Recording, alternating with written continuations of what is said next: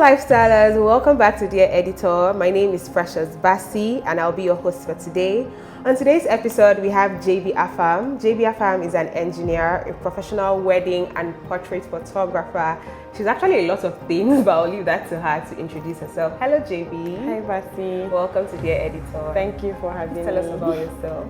So, like she already said, my name is JB AFAM, and I like to think of myself as a custodian of memories. I am a photographer, but I feel like it goes beyond just holding a camera. The entire experience people have when they have a photo shoot session is so top tier.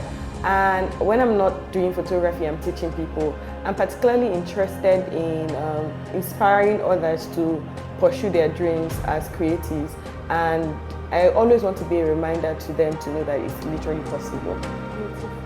I see that you started out as an engineer and now you're a photographer. So how did that switch happen? All right, so saying I started off as an engineer is, I don't know, a push, but I started off while I was studying engineering in school, right? And that's when I decided to pick up the craft of like photography. It has been amazing. It just shows that you can be a lot of things, right? So I really am not of the opinion that you get to box yourself into one particular profession.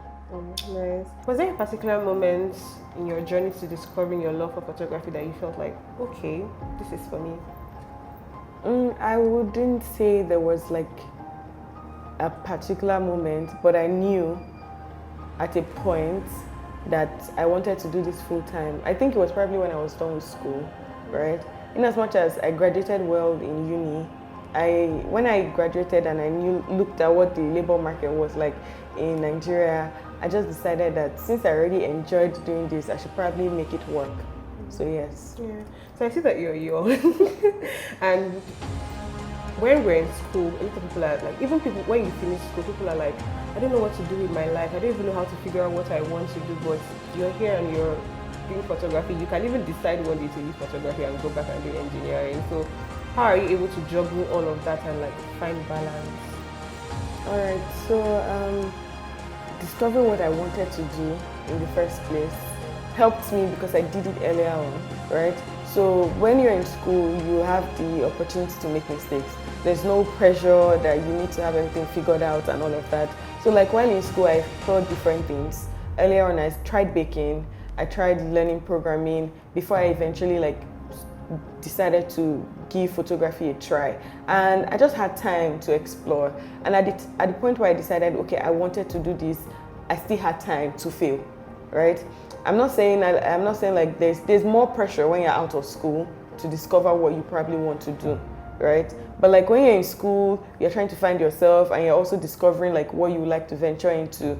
It just gives you less pressure. Right. So I think that's one of the things that helped me. Okay. So what excites you the most about the future of women in the creative industry? That's a deep one. What excites me the most? Give me a moment to think. Right. The fact that things have changed in the past 5 years, so I can only imagine what it looks like in the next 5 years. In the past, like 5 years ago, I could count the number of female photographers that I knew, but now you see so many female creatives, and it's so inspiring that this current generation of people that are coming up, right? So if you are looking to start photography now, you already have so many people to look up to. So in the next couple of years, the people that are about to start, like I feel like the barrier would have marginalized, like it would have been reduced. So entry into the creative space as a female creative would not be as difficult. So I see that you're young and like you said, you figured out early that you wanted to do photography, especially now that people are like, you could finish school and you don't even know what you want to do. You're still struggling with that. So how are you able to figure that early? And what's your advice to other people that are, in that phase of their life as well? All right, so I feel like being in uni gives you a room to fail while discovering yourself, right? Because you're already given a task. Okay, you are studying this particular course and this is the blueprint, this is how to go about that. And then you have time on the side because there's no pressure from home, there's no pressure to be something. and you just get the opportunity to explore. So during that duration of time, I explored different things. I tried baking, I tried programming before I stumbled upon like photography, and I gave it a shot, and that's how I have come this far. So if you are at the point you're trying to figure it out, maybe post NYC, or like you're just out of uni and you're trying to figure out, oh, what can I do? I want to also encourage the people to give themselves grace. Like, give yourself grace. Don't rush it. Don't rush the process. Just because I started earlier, it might be at an advantage. And you're starting now. They say like the best time to start something is yesterday, but the next best time is now. So don't pressure yourself that, oh, I would have started earlier, so I think I'm behind. You're starting now, so that's like what's most important. So if you have something in mind that you want to give a shot, keep trying until you find what works for you. That's beautiful. So the creative industry is evolving fast. What does redefining the space look like to you as a young woman? So something that is redefining the space for me is the value people have placed on the creative industry. You know how like we have so many industries. I'm not shading any particular industry, like in the entertainment industry. They know they are worth so much. But in the photography space, there's this mentality that people are still like snap shooters. You know, you go to an event, you're taking pictures, and it feels like it's not sustainable. A couple of years ago, if you were going to get married to somebody as a man, and you met your father-in-law, your bride's family, and you say you're a photographer, they would not rate you. True. But we have people now that have been able to place us on the global map to know that photography is literally the only thing that transcends time.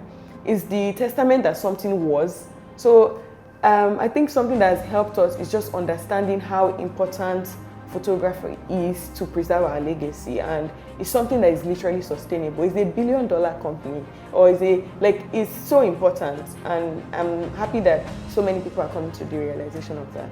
So if you could rewrite the rules of the industry for women, what would be the first thing you would do? I don't know what are the rules of the industry per se. I feel like some people believe it is not possible for a female to do this work properly. I don't know if it's an unsaid rule, but I have gotten back-ended compliments from people saying, oh, you are good for a female photographer. Like, I get that kind of compliment, and I don't know why they feel excited when they tell me that I am good for a photographer, not I am good for a female photographer. So like, that's an unspoken rule. If you're going to acknowledge that someone is doing good work, acknowledge them as a person, not as a gender, right? So I think that's the only thing that I might want to just put out there. But like, unspoken rules, yeah. So as a female person, what is the most crazy experience you had? Like something that, because you're a woman, that person did that to you and it really, you're like, God. Okay, God. I have had like a couple of experiences, but one that I still remember so much is, I think I recently moved to Abuja and I had this job. I was meant to do like a product shoot for, a hospitality company. So like, I would say like a hotel or something. And I was only meant to do the product shoot, that's take pictures of the room, maybe the food and stuff like that. And then they were having an event and they said I should, just cover some stuff that was happening there, not take pictures of people. So I only came prepared to take images of products, not images of people. So I had an encounter with the manager for the event, and he approached me. He was so friendly. You know, most times people are friendly to you if you're like a female creative, fact. And when he approached me, I was friendly in return. And he asked me to take pictures of the guests from the event, which was not really the conversational agreement that I had with the management of the particular company. And when I politely declined, not because I didn't want to, but because I wasn't prepared to take the pictures, he switched up. And he just got very pissed, right? And long story short, I decided to take the pictures of only the product, and he got very angry and started saying, why am I taking pictures of people? There were literally so many men there, and I was the only female, but my assistant was also like a guy. So he came at me and started attacking me, took my camera. He wanted to delete the things that, it was a very crazy experience because I still find it strange and disturbing that someone would approach you that way while you're doing your work. And I feel like it would have probably been different if it was a male photographer. So like the guy was just, he switched from being a nice person just because I didn't say yes to him and became so aggressive. It was really disheartening, and at that moment I thought, maybe if I had pursued my engineering degree, if I was somewhere doing my master's or my PhD, I'll probably not experience that. I'm just joking because I feel like there's discrimination in every space, but that was a really sad experience for me. But you've grown from that, so yeah, that's beautiful. Do you feel like people respect your craft? And this isn't just about you, like photography. Do you feel like people respect it? I feel like people that know, people that are aware, respect it, but there will always be people that don't know, and it's our job every day to constantly tell people. So aside from going outside to do your job as a photographer, so when I go outside as a photographer to get my job done, I know that I'm representing every other photographer and every other creative, and I'm putting an impression or a mindset of who we are as photographers in the minds of those people, and by extension, the relationship they had with me, they can respect other people that they meet. So there are people that respect us because they know, and people that don't is because they're ignorant. So your personal brand has grown visibly in the past few years. What has been your most game-changing decision in your journey so far? So far, I feel like the most game-changing decision was moving from the place where I grew up, in Edo State, Benin City, to Abuja. It was a leap of faith, considering that like I was born and brought up there. I knew so many people there, and I decided that I wanted to move to somewhere I didn't even know anybody and start from scratch. But like I think that was the game-changing decision for me because it changed a lot of things and the exposure that comes with it and all of that. Was there a point where you were worrying, oh my God, if I move, am I going to get what I want? I faced a lot of that, and considering that it's just like last year, I still have like videos and things that I documented. Moving, it was very uncertain for me. I questioned my decision over and over again, but something that like helped me was the fact that I had a strong belief that God said, any place that I decide to go to, I'm going to flourish, and that my success wasn't bound to the location that I was in. So I think I struggled with yielding and moving, but I'm so grateful that I decided to go ahead with that because that was literally like a life-changing decision. So do you agree with the belief that as a young person, change pushes you? Or it's just relative or peculiar to some people? I feel like change is constant and you shouldn't hold back from it, and you cannot grow if you're in your comfort zone. So if it requires you to move, you should. So let's talk AI. Are you worried that AI might reduce the demand for human photographers, or do you think it will only highlight your creativity? There's like something I recently put up on my story because there's a new trend. There's AI on different levels, right? But there's a new trend where people like generate images with prompts. Like they were not there at all and they just generate the images, and it's really mind-blowing. However, I find it disturbing that people do that, because how do you intend to generate images for your wedding? It's an experience. So photography goes beyond just come to the studio to take portraits. We're literally documenting your experience, and AI works with what you give to it. So if there are no photographers, AI will have nothing to work with. I like to think of AI as like a tool that we can use to our advantage as photographers or as creatives, basically, right? But I don't believe that AI can help successfully capture the experience, the moments, tell the story properly, and experience it like a human being will. I don't know what's going to happen in the next couple of years because technology is constantly advancing, right? But I don't think there will be anything like having a photographer document such important milestone for you, because we also get to experience it, right?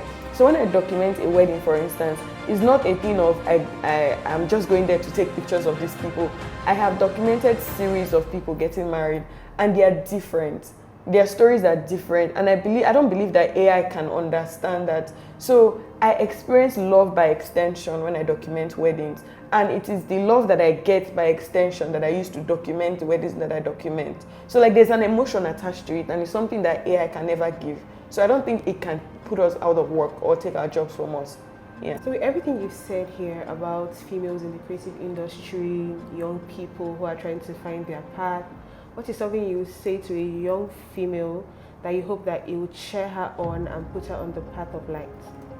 All right, so if I was speaking to, say, my younger self, I would say, go for it. I feel like the hardest part about doing something is starting. And if you overcome the hurdle of starting, there's no how you would not get better at it. Start and then stay the course. It's one thing to start, it's one thing to stay the course. Because some people, like I have spoken to a couple of people in the past couple of months, and most times they're like, JB, this thing is so hard. I don't think I can do it. And I say, you've started, you've done the hardest part. The next hardest part is to continue until you see a breakthrough, until you see it manifest, like what you want or what you have in your mind. So if you stop too early, it's not like things wouldn't have gotten better, it's because you stopped before the big break. So the only thing that can stop you from achieving what you want to achieve is, number one, not starting, and number two, starting and then stopping it before you see the big break. So give it a shot and then stay the course. That's amazing. Thank you so much, JB. We've come to the end of this episode, and it was such a pleasure to have JB with us. We hope to see you next week. Drop your comments if you loved this episode. Thank you so much, JB, for coming. Thank you for having me. Bye, guys. Bye.